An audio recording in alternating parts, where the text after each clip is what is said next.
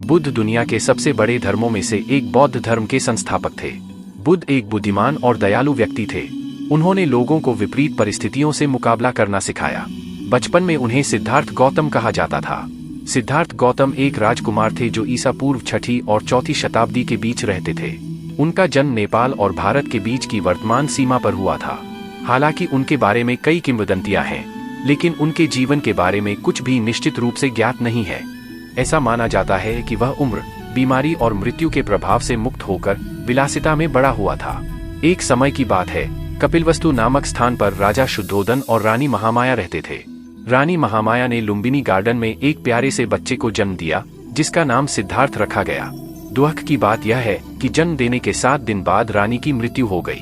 जब सिद्धार्थ बड़े हुए तो काला देवला नाम के एक बुद्धिमान व्यक्ति ने राजा को सूचित किया कि वह ऐसी चीजें देखेंगे जो उन्हें दुखी कर देंगी और उन्हें जंगल में भागने के लिए प्रेरित करेंगी। परिणामस्वरूप राजा ने सिद्धार्थ को कभी भी शाही दीवारों से बाहर नहीं जाने दिया। सिद्धार्थ एक प्रतिभाशाली और हंसमुख युवक था जो दयालु और देखभाल करने वाला था। दिन सिद्धार्थ और उनके चचेरे भाई देवदत्त पैदल जा रहे थे। देवदत्त ने एक हंस को देखा और उसे वहीं मार गिराया। जब सिद्धार्थ ने घायल पक्षी को देखा तो वह घबरा गए। उसने अपने शरीर से तीर निकाला और घाव पर कुछ जड़ी बूटियां लगाई। देवदत्त पक्षी चाहता था क्योंकि उसने उसे गोली मार दी थी, लेकिन सिद्धार्थ ने मना कर दिया। परिणामस्वरूप वे अदालत चले गए। दरबार में बुद्धिमान व्यक्ति ने कहा कि हंस उसका है जिसने उसे बचाया, उसका नहीं जिसने उसकी जान लेने का प्रयास किया। राजकुमार परिपक्व होकर एक युवा व्यक्ति बन गया। राजा शुद्धोदन ने उनकी शादी प्यारी राजकुमारी यशोधरा से कर दी।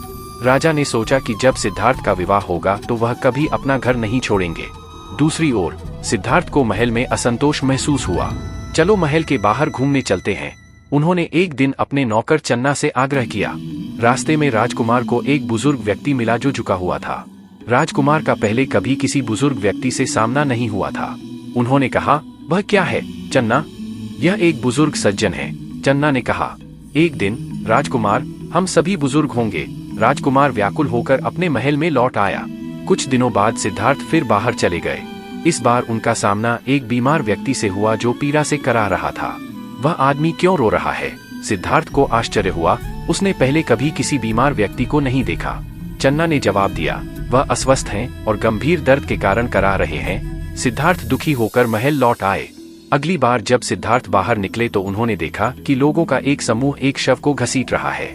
एक दिन हम सब मर जाएंगे, चन्ना ने सिद्धार्थ को समझाते हुए कहा कि वह एक मृत व्यक्ति को देख रहे हैं। सिद्धार्थ जानते थे कि उनके पिता ने उन्हें इन खतरों से सुरक्षित रखने के लिए महल में रखा था।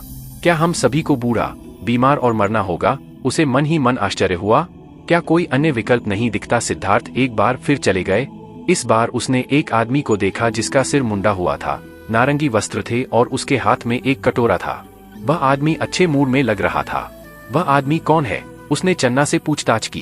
वह एक समझदार आदमी है जो सब कुछ त्याग कर खुशी की तलाश में जंगल में चला गया था, चन्ना ने कहा। सिद्धार्थ ने जो कुछ देखा था उस पर विचार किया। इसके बाद उन्होंने खुशी की तलाश में घर छोड़ने का फैसला किया। इसलिए एक रात जब उनकी पत्नी और पुत्र राहुल सो रहे थे, सिद्धार्थ चुपचाप अपने समर्पित सेवक चन्ना के साथ महल से चले गए। वे अनोमा नदी तक पहुंचने तक साथ साथ चले।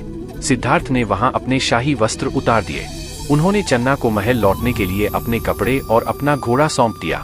फिर उसने नारंगी रंग का वस्त्र पहना, अपने लंबे बाल मुंडवाए और एक कटोरा पकड़कर बाहर चला गया। क्या आप खुशी का रास्ता जानते हैं? सिद्धार्थ ने मिलने वाले प्रत्येक व्यक्ति से पूछताछ की। हालांकि कोई भी उसे बता नहीं सका। अंत में वह एक बोधि वृक्ष के नीचे बैठ गए और समस्या को स्वयं हल करने का प्रयास किया। उन्होंने ध्यान करना शुरू कर दिया। कई दिनों के बाद उनकी यात्रा खत्म हुई। लोग उन्हें गौतम बुद्ध के रूप में संदर्भित करने लगे क्योंकि वह एक ज्ञानी व्यक्ति के रूप में परिपक्व हो गए थे। बुद्ध सभी जानवरों का पालन पोषण करते थे और उनके साथ दयालुता का व्यवहार करते थे। उनके ईर्ष्यालु चचेरे भाई देवदत्त ने एक बार बुद्ध पर हमला करने के लिए जंगली हाथियों को भेजा। दूसरी ओर हाथियों ने बुद्ध को देखते ही उनके सामने घुटने टेक दिए। गौतम बुद्ध के बड़ी संख्या में अनुयायी थे। वह एक स्थान से दूसरे स्थान पर जाते रहे और जो कुछ उन्होंने सीखा था उसे दूसरों के साथ साझा किया। उनके शिष्य संघ समूहों में विभाजित थे।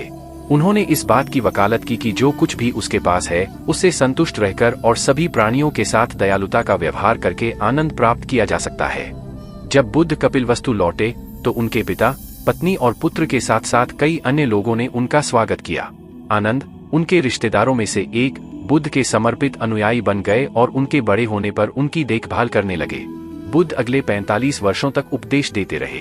उस समय वह पहले से ही 80 वर्ष के थे। अंत में कुशिनारा में वह साला पेड़ों के नीचे लेट गए और अपनी आखिरी सांस